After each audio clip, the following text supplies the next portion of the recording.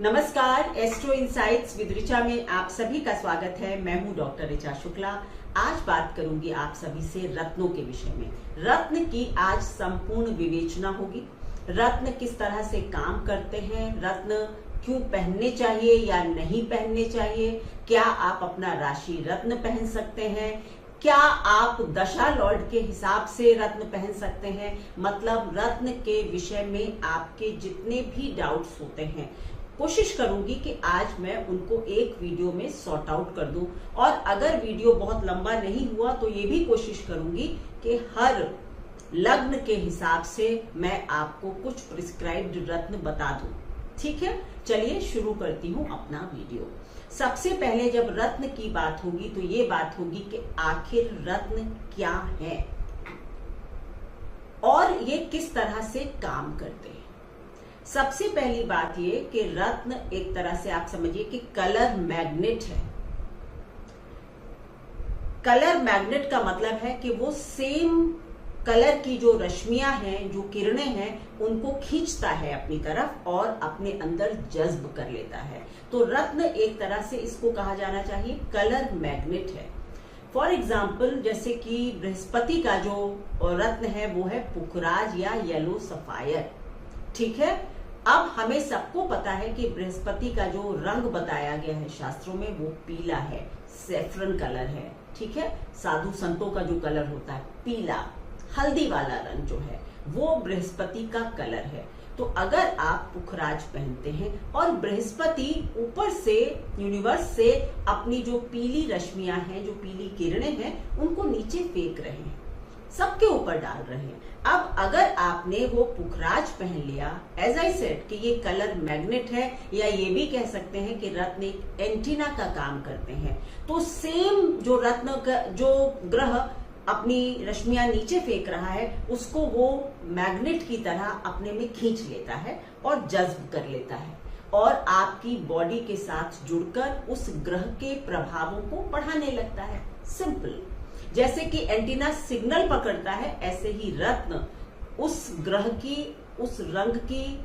जो रश्मियां हैं उनको पकड़ते हैं और आपके जीवन में असर शुरू कर देते हैं। रत्नों का ये मतलब है जो मैं समझती हूँ। ठीक है, अब बात ये होती है कि रत्न पहनने चाहिए या नहीं पहनने चाहिए, या रत्न पहनने के पीछे का पर्पस क्या है। पहले आपने समझ लिया कि रत्न क्या है। रत्न कलर मैग्नेट है या फिर एक एंटीना है जो उन रश्मियों को अपनी तरफ खींचता है। अब बात होगी कि ये ग्रहों के हिसाब से रत्न जो बने हैं उनको कब पहनना चाहिए, या पहनना भी चाहिए या नहीं। तो सबसे पहली बात ये कि रत्न पहनने का एक सीधा सा मतलब समझ लीजिए कि उस ग्रह को आप अपने पास बुला रहे हैं, आप उस ग्रह को अपने साथ रखना चाहते हैं। रत्न पहनने का सीधा सा मतलब है कि उस ग्रह को आप इनवाइट कर रहे हैं कि आइए और आप मेरी बॉडी को, मेरे दिमाग को रूल कीजिए। यानी कि आप उसके एनर्जी के साथ रहना चाहते हैं। तो अगर क्या आप अपने जीवन में कभी किसी दुश्मन के साथ रहना चाहते हैं, अपने किसी शत्रु के साथ रहना चाहेंगे, या उसको इनवाइट करेंगे कि आए और परमानेंटली हमारे घर में रह लें। इसी तरह रत्नों को भी बहुत सोच समझकर इनवाइट करना चाहिए, क्योंकि वो आपके शरीर रूपी घर में, आपकी बॉडी में अपना वास कर रहे हैं। बहुत सोचना चाहिए कि रत्न पहनूं या नहीं पहनूं। ना पहनने से इतने खतरे नहीं हैं, यानी कि कोई बड़ा नुकसान नहीं है, पर सच मानिए कि अगर गलत रत्न पहन लिया तो जीवन एक संग्राम क्षेत्र बन जाएगा, एक बैटल बन जाएगा और आप काफी नुकसान उठा सकते हैं। इसलिए रत्नों को बहुत सोच समझकर धारण करें। ये मैं अपने एक पिछले वीडियो में ऑलरेडी, जिसमें मैंने दान और रत्न वगैरह के विषय में शॉर्ट में बताया था। आज मैं केवल रत्नों पर बात कर रही हूँ। ओके, तो जिसके साथ आप रहना चाहते हैं, पसंद करते हैं, वही रत्न पहनेंगे। तीसरी बात जो मुझसे बहुत लोग पूछते हैं कि क्या हम अपना राशि रत्न पहन सकते हैं। देखिए, राशि रत्न एक बहुत ही कंफ्यूजन क्रिएट करने वाला एक तथ्य है, फिनोमेना है, क्योंकि राशि हमारी चंद्रमा से देखी जाती है। चंद्रमा हमारा मन है, ठीक है। मन तो हमारा कहीं भी किसी भी चीज के लिए कर सकता है, तो क्या हम उसी चीज को बढ़ाने लगेंगे? ठीक है, उदाहरण दूंगी आपको कि अगर आपकी राशि जो है मेष है, चलिए एक एग्जांपल है, आपकी राशि मेष राशि है, तो क्या आप मंगल का मूंगा पहन सकते हैं? बहुत लोग पहन लेते हैं राशि को देखकर।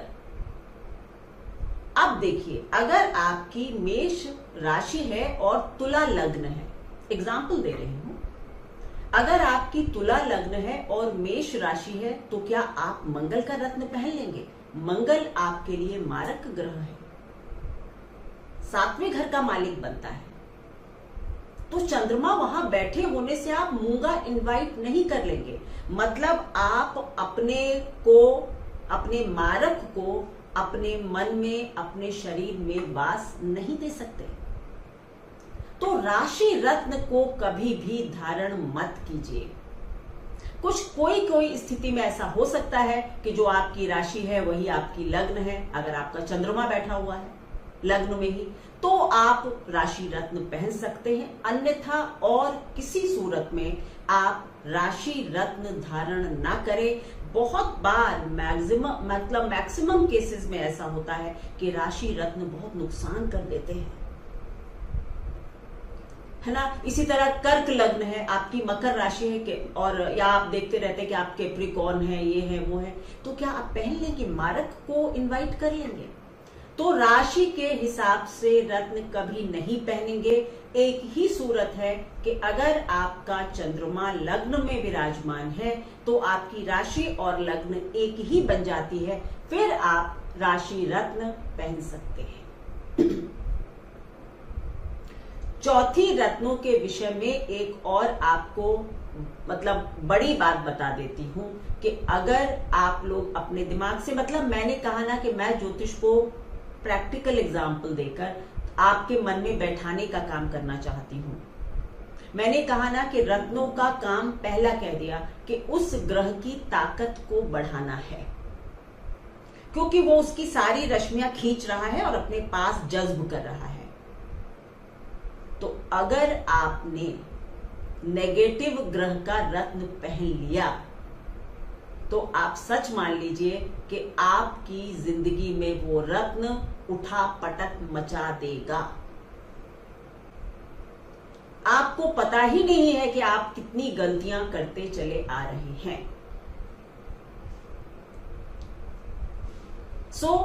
जीवन में इस बात को गांठ बांध लीजिए कि जो ग्रह आपकी लग्न लॉर्ड का शत्रु है, ध्यान से सुन लीजिए, क्योंकि लग्न ही शरीर है, लग्न ही आप खुद हैं। लग्न लॉर्ड के शत्रु का कभी भी रत्न धारण न करें। जैसे मैंने बताया राशि रत्न धारण ना करें, उसी तरह से लग्न लॉर्ड के एंटी लॉबी के प्लैनेट्स का धारण करना बहुत नुकसान पहुंचाता है, क्योंकि वो आपकी बॉडी का विरोधी है, वो आपकी लग्न का विरोधी है। तो आपको बहुत नुकसान होगा, आपका दिमाग विचलित रहेगा, आप गलत थॉट्स आएंगे, बहुत सारी प्रॉब्लम्स हो सकती हैं। पहला राशि रत्न नहीं पहनना है। दूसरा, लग्न लॉर्ड के शत्रुओं का रत्न कभी धारण नहीं करना है, चाहे उसकी दशा चल रही हो, महादशा, अंतरदशा, कोई आपसे कहे आप उसको ना पहने।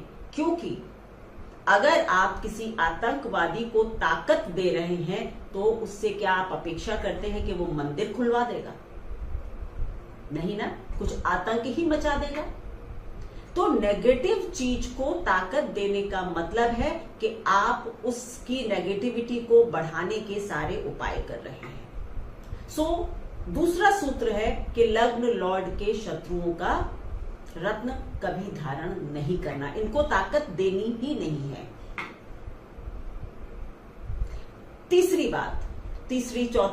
चौथी बात कि आप कभी भी एंटी लॉबी के रत्न मैंने इतनी बार देखा है अपने क्लाइंट्स को कि वो बिल्कुल ऑपोजिट रत्न एक ही हाथ में पहने हुए घूम रहे हैं, जैसे नीलम और माणिक पहन लिया, मूंगा और गोमेद, कोई भी कॉम्बिनेशन मतलब नेगेटिव। ये जो ग्रह आपस में नेगेटिव है मतलब शत्रु है। देखिए ज्योतिष में जब आप घुसते हैं तो थोड़ा समझना पड़ता है, ग्रहों के भी मित्र शत्रु हैं।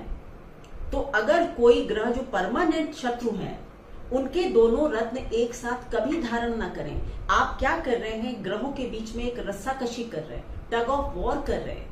ना वो ग्रह प्रसन्न है ना ये प्रसन्न है, दोनों ताकतवर हो रहे हैं और दोनों आपको नचा रहे हैं। ठीक है, तो कभी दो एंटी लॉबी यानी कि जैसे माणिक और नीलम ना पहने। इसी तरह आप कभी भी पुखराज और पन्ना भी एक साथ धारण ना करें। ये तो बहुत ही लोग गलती करते हैं, क्योंकि पुखराज और पन्ना भी एक साथ अच्छा जेल नहीं करते। अगर आपकी माना कि लग्न जो है मिथुन लग्न है, तो आप सोचते हैं कि हमारे लिए तो बृहस्पति भी केंद्रों का मालिक है, चौथे का मालिक हो जाएगा या 7वें का या 10वें का, जो भी जिस तरह भी होगा। तो आप तुरंत कह देते हैं कि ये तो दोनों सब केंद्र के मालिक हैं, हम दोनों पहन सकते हैं। जी नहीं, बुध और बृहस्पति की आपस में शत्रुता है और ये जो ड्यूअल साइन होते हैं, द्वि स्वभाव की राशियां होती हैं, इसमें अगर बृहस्पति की लग्न है तो बुध बाधक ग्रह बन जाता है, ऑब्स्ट्रक्टर। और अगर बृहस्पति की लग्न है तो बुध बाधक बन जाता है, बुध की लग्न में बृहस्पति बाधक बन जाते हैं। तो इनको दोनों को भी कभी साथ में नहीं पहनना है, जबकि ये दोनों केंद्रों को रूल कर रहे हैं। बट इनमें से मैंने कहा ना, एक तो मारक ही हो जाएगा, तो कभी भी इन दोनों को भी साथ में नहीं पहनना है, कोई कुछ भी कहे। ठीक है, अब कुछ आपको समझा देती हूं कि किस तरह से आप रत्नों को चूज कर सकते हैं। सबसे पहली बात यह है कि आपकी लग्न, 5वें और 9वें घर के स्वामियों के रत्न जनरली नुकसान नहीं पहुंचाते हैं, चाहे उनकी दूसरी लॉर्डशिप खराब स्थान की भी क्यों ना हो। देखिए थोड़ा नेगेटिविटी तो वो जरूर लाएंगे। अब अगर आपकी वृषभ लग्न है, एग्जाम्पल मैं दूंगी जिससे आप समझते चलें। वृषभ लग्न है तो आपके लिए बहुत लोग कहेंगे हीरा पहन लीजिए, ठीक है। लेकिन क्योंकि शुक्र छठे घर का मालिक है, माना आपकी वृषभ लग्न है, 10वें घर में शुक्र बैठा हुआ है, लग्नेश, बहुत बढ़िया स्थिति है। आपसे सब लोग कहेंगे कि आप हीरा पहन लीजिए। आप हीरा पहन भी सकते हैं, लेकिन क्योंकि शुक्र छठे घर का भी मालिक है, तो ये सच मानिए जब आप हीरा पहनेंगे तो आपको काफी कंपटीशन अपने वर्क प्लेस में फेस करना होगा। ये और बात है कि ये ग्रह क्योंकि लग्न लॉर्ड है, तो ये आपको उस मतलब कंपटीशन में भले ही जिता दे, लेकिन ऐसा नहीं होगा कि आपको सब कुछ मतलब मीठा मीठा देता चला जाए, ऐसा नहीं होगा। आपकी बहुत सारी एनर्जी जो है वो अपने कंपटीशन को सबसाइड करने में जाएगी। पर फिर भी क्योंकि पाराशर जी कहते हैं कि 1, 5 और 9 के जो मालिक होते हैं वो अनकंडीशनल बेनिफिट होते हैं आपके लिए। मतलब आपकी जिंदगी में ये 3 ग्रह नुकसान जल्दी नहीं पहुंचाते, और इनकी अगर दूसरी लॉर्डशिप खराब स्थानों की भी होती, जैसा कि मैंने वृषभ के लिए उदाहरण दिया, फिर भी जो इनके अच्छे गुण हैं यानी लग्नेश के जो गुण होंगे वही सुपरसीड करते हैं, वही जीतते हैं। तो यानी कि आप अपनी लग्न के मालिक का, 5वें घर के मालिक का और 9वें घर के मालिक का रत्न बिना बहुत पूछे भी पहन सकते हैं। कभी भी आपकी कोई भी दशा चल रही हो, पर अगर वो ग्रह आपके लिए बाधक है या मारक है, तो आप उसके रत्न कभी भी धारण न करें, बिल्कुल नहीं करें। ये कतई मतलब नहीं होता है कि अगर ग्रह की दशा शुरू हो गई तो बस उसका रत्न पहन लिया। रत्नों में ऐसा नहीं होता। तो दशा के हिसाब से भी रत्नों को बार बार बदलते रहना और गलत गलत रत्नों को पहनना आपके लिए जीवन में अच्छा नहीं साबित होगा। हाँ, अगर वो लग्नेश की दशा है, पंचमेश की दशा है, तो आप जरूर पहन सकते हैं और बहुत बढ़िया फल भी होने लगेगा। कुछ केसेस में, जैसे कि अगर आपकी वृषभ ही लग्न का उदाहरण ले लेती हूं, तो वृषभ लग्न है तो यहां पर जो सूर्य हैं वो सुखेश बन जाते हैं, ठीक है, चौथे घर के मालिक बन जाते हैं और बहुत लोग आपको माणिक सजेस्ट करने लगते हैं। लेकिन यहां मैं आपको क्लियर कर दूं कि मैं अगर ज्योतिषी हूं तो मैं माणिक सजेस्ट नहीं करूंगी वृषभ लग्न को, क्योंकि सूर्य और शुक्र आपस में एंटी लॉबी के प्लैनेट्स हैं।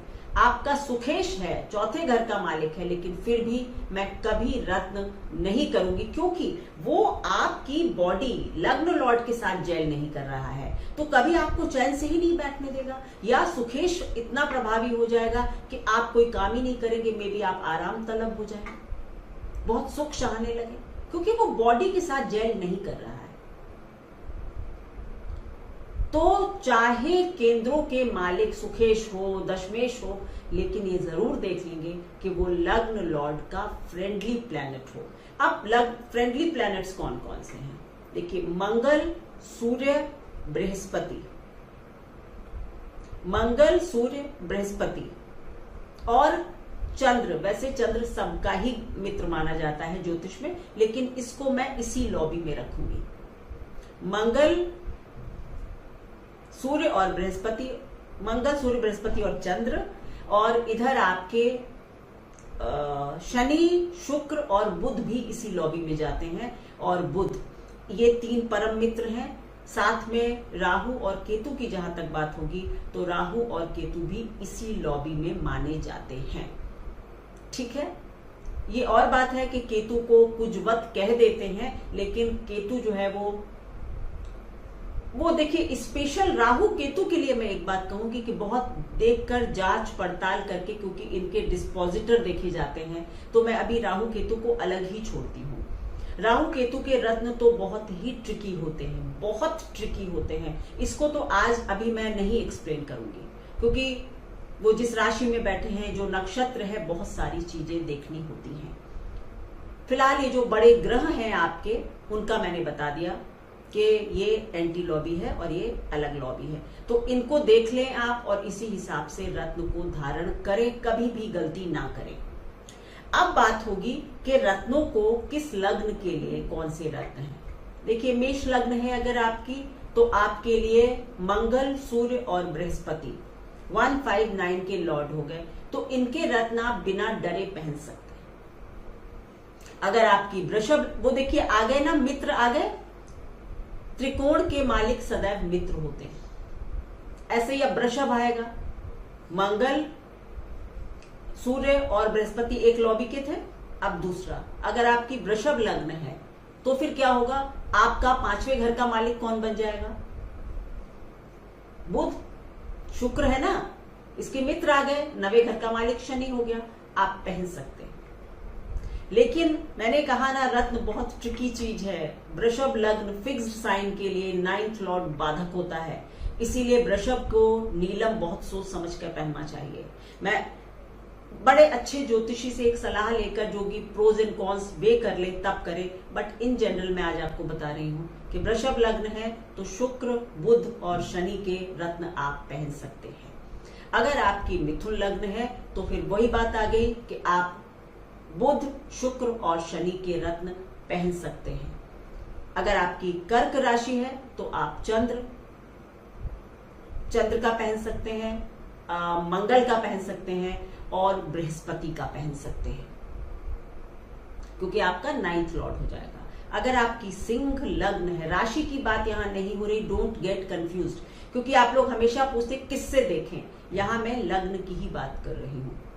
तो कर्क की बात हो गई। अब आपकी सिंह लग्न अगर है तो आपके लग्न के मालिक हो गए सूर्य, ठीक है, और आपके पांचवें घर के मालिक हो गए 5, 6, 7, 8, 9 बृहस्पति, और आपके 9th हाउस के मालिक हो गए मंगल। तो आप सूर्य, बृहस्पति और मंगल के रत्न पहन सकते हैं अगर आपकी सिंह लग्न है। सेम अब आई थिंक आप आगे समझ जाएंगे कि अगर बुध लग्न का मालिक है, देखिए अगर आपका बुध, शुक्र और शनि लग्न के मालिक है तो आप इन्हीं तीनों के रत्न पहन सकते हैं। ठीक है, वो आप ऑटोमेटिकली 159 के लॉर्ड्स होंगे। ये मैंने आपको कुछ एग्जाम्पल दे दिए। इसी तरह अगर आपकी लग्न का स्वामी चंद्रमा है, मंगल है, सूर्य है या बृहस्पति है तो आप इन्हीं चारों में से रत्न पहन सकते हैं। ठीक है, क्योंकि वो त्रिकोण के हमेशा ही ग्रह मित्र होते हैं, वो अपनी लॉबी के लोगों। अदरवाइज ऐसी प्लेसमेंट यूनिवर्स में क्यों दी जाती कि त्रिकोण, मैंने आपसे कहा ना 159 हमारे जिंदगी के एंकर हैं। क्यों हमारे जॉडियाक में, हमारे यूनिवर्स में ग्रहों की ऐसी प्लेसमेंट है कि त्रिकोण में लग्न लॉर्ड के मित्र ही आते हैं हमेशा। क्यों? क्योंकि प्रकृति भी जानती थी कि अगर हमारे संतुलन को बनाने में ही ग्रह लड़ाई करता रहेगा अपने शत्रुओं के साथ तो लाइफ काफी खराब हो जाएगी। इसलिए प्रकृति ने ही ये कर दिया कि अगर आपका शनि लग्न का मालिक है तो बुध और शुक्र अच्छे ही होंगे, वो त्रिकोण के मालिक होंगे ही होंगे। इसी तरह से हो जाता है कि आप अपना समझ लें और आगे बढ़ सकते हैं। एक बात और होती है कि योग कारक ग्रहों के रत्न पहने या नहीं पहने, ये भी बहुत प्रश्न आता है कमेंट्स में। मैं देखती हूँ ये अकारक है, ये कारक है। योग कारक ग्रह के रत्न पहने जा सकते हैं क्योंकि वो भी वही बात होती है कि जनरली वो लग्न लॉर्ड के फ्रेंड होते हैं। जैसे कि अगर आपकी मकर लग्न है, ठीक है, मकर लग्न अगर आपकी होती है तो आपके 10, 11, 12, 1, 2 मतलब आपके लिए जो शुक्र होता है वो एक त्रिकोण यानी कि 5वें घर का और आपके 10वें घर का मालिक बन जाता है।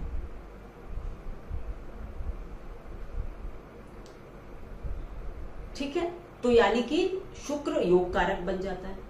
अगर कर्क लग्न है तो मंगल योग कारक बन जाएगा। मतलब मित्र ही योग कारक भी बनते हैं।